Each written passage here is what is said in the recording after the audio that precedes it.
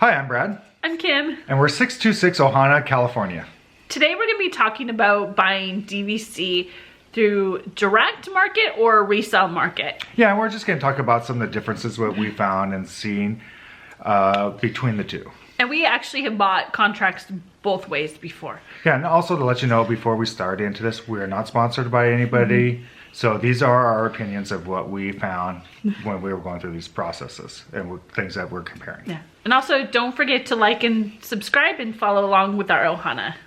So I think we need to start where we start with DVC is what you're thinking about when you're buying resale. So the consideration for resale is things that you kind of look at when you're looking for contracts. What are the big, I don't know. I think it's what the difference is as what you get by direct and consider it. And again, it comes down to what your savings in. And we do have some very interesting math to share with you towards the bottom. So this is something that a lot of people don't figure into when they're buying, but it's something to also look at. And I think you'll be surprised. Yeah, I think a lot of people will be surprised at how this works out. So we'll do our math at the end. And so one thing you're looking at when you have to look at is the buying direct or resell is the years left on that contract. So these contracts have so many years, so they start out with 50 years on them. So if you're buying a Riviera today, you have 50 years. But if you're buying some of the other ones, they can have as low as 20 years on those contracts left. So that's something also to be considered, and that's even buying direct from Disney. So you can buy resale through Disney and get all the perks. So when we talk about buying directly from Disney, that's what you can buy that, new or the resale.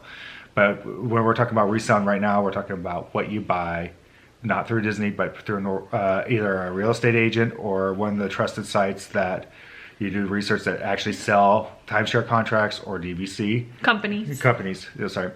And those were probably the best bet for when you're buying resale to go through. Don't go through a realtor because they may not be up to date on what's going on with Disney. These other companies are. Yeah. So one of the things you also want to consider is right now they've come in with something where if you have the Copper Creek Villas and prior contracts, on the resale market, you're only going to be able to stay at those 14 resorts. You're not going to be able to stay at the Riviera Resort or future resorts. Yeah, and that's going to go, not saying the Riviera is going to be on there right now, but here soon there probably will be some Riviera resale contracts on there. And you're going to be really limited. I mean, extremely limited to the Riviera for right now, and that's it. Right. And possible new resorts. Again, with DVC, things do change. Right. So right now, if somebody bought Riviera, came back 6 months later, put it on the resale market, those people that buy that Riviera Resort only going to be able to stay at Riviera Resort and future at this point. Yeah, so that's really limiting. The other thing is savings. You can have a very good savings on buying resale, and there's just no question about that. But again, we're going to talk about again later in the video. I'm going to put a little asterisk up there, okay? I'm just going to say, hey, hold the phone. It may not be all that you think it is. So watch for our math. Yeah, and it's actually really interesting to see how this works out. Also, when you're buying, you have to look at how many points are left on these contracts. There's contracts, and we have bought, one of our contracts we bought resale. We were very lucky to have a fully loaded contract, meaning that we had points that were banked from the prior year, our regular year, and the next year's available. Okay, not really, because when we bought, it was still 2018's use year. So those points were there. 2019 to 2020, so that was considered fully loaded. Now we were almost to the point where it was coming to the end of the use year, and we were able to negotiate them banking those points so that we get them to use this year in 2019. And when you're looking at some of these contracts, you got to look at that very carefully, because some of these contracts will be completely what we call depleted for those years. So you may not be able to use this contract for 2 years before you have any points available. So that's something to be aware of. Right, which, ouch. Yes. So that's just things to be consider when you're looking at resale. Now, buying direct is a completely different story. Now, so some of the direct benefits would be... Well, okay, Disney Cruise Line. You can only book Disney Cruise Line, Adventures by Disney, Concierge Collection, World Collection, and DVC membership cruises if you are a direct buyer from Disney. So the other thing being is the DVC has a membership cruise once to twice a year so far, where you can only go onto the cruise. Either you can use your points or you can use cash is if you're a direct member. You cannot use cash if you're a resale buyer. Yeah, and sometimes you'll hear people talk about blue cards and white cards. And this is direct is a blue card and resale is a white card. See, funny, I just learned that. So it's something to be aware of. If I remember correctly, and that's with my reading, so I'm going off the top of my brain. I could be wrong. But the directs, and again, with these, you have to buy 75 or more points directly through Disney to have these options open to you. And those being said, with the Disney Cruise Line, DVC, Adventures by Disney, Concierge, World Collection, those are not the best use of your points, but it leaves the flexibility there. Yeah, and again, it is not the best use of your points, but if you have points expiring and you want to go do something, hey, go do it. Use it. Right. So if it works for you or you just want to break from Disney to try to do that, the option's there, the flexibility. Yes. So the other thing to look at is access to Epcot Lounge. Well, you can't put a price point on it, but it is a nice thing to have when you're at Epcot. It's above the Imagination Pavilion. It's really kind of a nice air-conditioned area that has a beautiful view of Epcot. They've got snacks, they've got sodas, video games for the kids, places to plug in your phones to charge while you're recharging. Yes. And so it's a really nice thing to have. And Hayden's favorite thing is that the soda machines are the ones that allow you to choose your flavors. So he likes to put strawberry lemonade, and he's a perfectly happy camper with the video games and that, while we get to sit for a few minutes and stay cool and relax. What we usually do is we get off a Figment and we go up there and just relax for a few minutes since we're right there. Okay, so another thing to look at is that you get, and we'll talk more about this in the math, is the annual pass discount, but also your dining savings and your merchandise savings. Yeah. Now, it's impossible to put an exact dollar amount because every family is different, how much they spend on this on day to day. We can't even keep track of this. We kept track of every receipt that we bought through Disney to keep track of all this. It's just impossible. And I don't think I want to know. I don't want that heart attack. Yeah. For our marriage sake, we won't do that kind of math. But it's there. It's just something to be aware of. So anyways, the other thing is they have member-only events. The big item being is Moonlight Magic. Quick, we have a playlist under Disney Vacation Club. We show some of the Moonlight Magic events that we've gone to with tips. If you want to know what that is, go ahead, check out those vlogs. Yeah, it gives you an idea of what to expect from these. It's not going to be exact. Again, like we said earlier, with DVC, things change. But they also have other things like Easter brunch. Well, no, they're not doing Easter this year, but they have in the past done Easter like brunches. They've done Mother's Day brunch this year back at Walt Disney World. On both coasts, they've done Halloween parties, Christmas parties, things like that. Those are extra costs, but they're only available to members. Yeah, so it's something to be aware of. Just some different fun things to do. So the next thing I think we should talk about is customer service, because Disney does customer service like nobody else. Yeah, and Disney's customer service, when you're buying this stuff and you're doing all this stuff when you're buying direct, they are holding your hand the whole way. You don't really have any stress. You don't have anything, and everything is explained to you. And if there's a problem, they take on that stress of that problem, trying to fix it for you and get everything working right for you. As in, when you're buying resale, you don't have that customer service. It's just something to be aware of. It's a lot more of a process, which we will cover more of what we faced. Yeah, in a different video. But what we're going to do is tell you that you're dealing with your contact through the company. You're dealing with the loan company. We were dealing with the title company. Then they were dealing with Disney.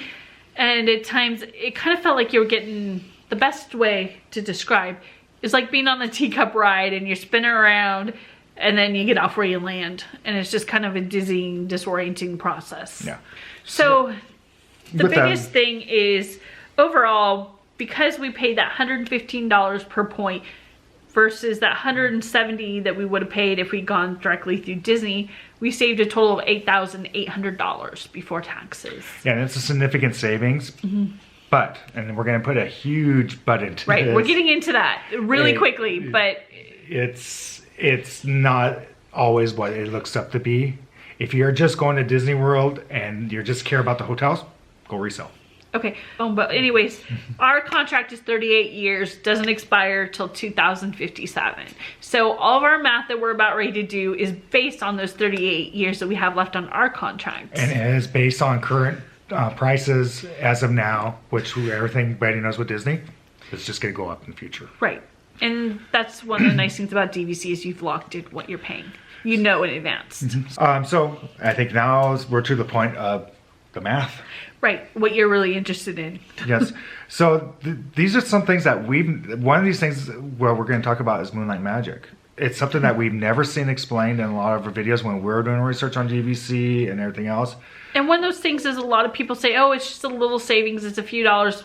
Hold the phone. Don't think so. I think you're underestimating the cost. Yeah, and what we found, it's comparable Yeah. to the after hours event that Disney lets you have. Because they're both after hours, limited access, not as many people going to both, lesser crowds.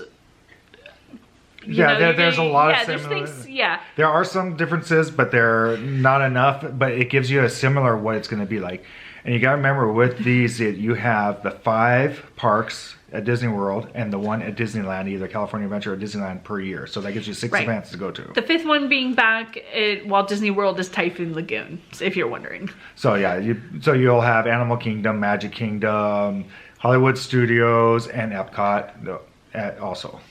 Right, and it's just kind of one of those things. So the after hours event is $125 per person if you were to go.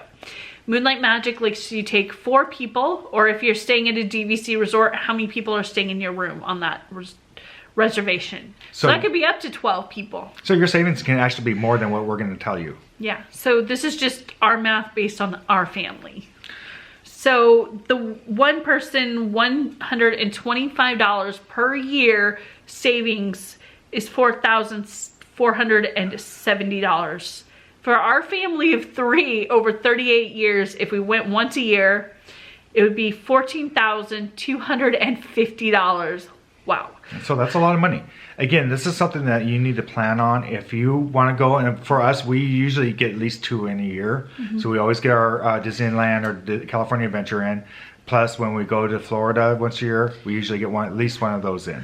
So that's one of the things that you have to kind of consider. Now, if you're not planning to go to these, then take it out. Take it out. But if you're one of those that have gone to one or some, it's worth it to sit down and do the math on it. The other thing you have to look at is savings, and it's a significant savings, is your annual pass. Yeah. So back in Florida, they have, well, the Gold Pass we're not going to talk about because that's just something that's offered to DVC members. So that's just straight out not a savings. It's just what you can buy, what you have access to buy. The ones we're going to be talking about are the Platinum and Platinum Plus. And either one of those, you'd save $123 per person per year if you bought a pass. So the annual pass for $123 annual for one person would be $4,674 savings. If we did it for our whole family of 3, it'd be $14,022 over that 38 years. So again, that's another significant savings. Again, like we're going to say, this is based on how much time you're planning to stay at Disney World. For week-wise, so you're going to have to figure in the pricing of those dates you're staying there because of the Disney peak pricing of depending on the crowds of how much is if it's worth it for you. So next we want to look at the annual pass plus the Moonlight Magic. If we added those together for the total savings for one person, and that total would be $9,424. Wow. If we took our family of 3 for both the Moonlight Magic events and an annual pass, the savings, wait for it, $28,272. Okay, my mind's blown just on those 2 things alone, not including the extra perks that they do come along with. So it's definitely worth looking at buying direct if you're going to use these things. So the difference in price that we saved, if you looked at those 2, the $28,272 minus the $800 that we saved buying through Disney, or buying through resale, I'm sorry, the $8,800 we bought through resale, the difference is $9,472. I think it's $19,000. Yeah, $19,472. We would have come ahead if we used those benefits if we would have bought with Disney. Yeah. Wow. So you're looking at almost $20,000 Yeah. in savings if you're using those perks. And that's not Buying something... direct from Disney than buying resale. Now again, it's like we said, if you're not going to use these perks, Then it save doesn't matter. the $8,000. Seriously, go do that. But if you're wanting to use these, and it's actually really nice to have these available for you to use, yeah, use them. And there are some things that when you do buy non-direct that you can't, or not direct from Disney, but use that you can get access to, but it's a lot less limited. Right. So over the thing is, I think we did it a great way since we have 2 contracts. We bought first direct through Disney, and then we did the resale market. Yeah, and that gave us opportunity. So for having another contract, it made more sense for us to buy resale at that point because we had all these perks already. Exactly. But had we not had that original, and I could have got the same contract, same points, even though I would have paid more because of those savings discount, I would have bought direct through Disney. Yeah. And then another thing that just let you guys know that is an outlier for us is the annual pass. Unfortunately, we're in a situation where Disney doesn't give you a discount on what we have as the Premier Pass that allows us to go to both parks. Both coasts, so Disneyland Resorts and Disney World Resorts. And for us, it made financial sense to buy those. How many days we spend at Disney World per year and how many times we go to Disneyland. It just made sense. But Disney, hey, we love that discount on that one. Right, Disney, if you're watching, show the Premier pass holders some love. So we're an outlier on that, and that's just something to be aware of. That the reason we're putting these numbers in, because it's something that other people are not going to consider. They're not going to be going to Disneyland and Disney World in the same year like we would do. Right, and some people do. Yeah. I mean, there's a lot of people that have both coasts. Yeah, like we do. And so it just depends on what your needs are, but this just gives you something else to put a dollar value on some of those things that people have been saying, oh, they don't matter that much. They're not that much. If you'll come out ahead if you buy resale. Well, as you could see with the contract we bought with 160 points on it, no, we came ahead. We would have gone ahead with Disney had we not had another direct contact with them. Again, it's something that you have to sit down and do the math for yourself. Right. So I think with that, that's kind of what you're going to see for comparisons, and I think it's time for us to say goodbye. Yeah. So with that, I think we need to say, find your magic. All right, bye everybody. Bye.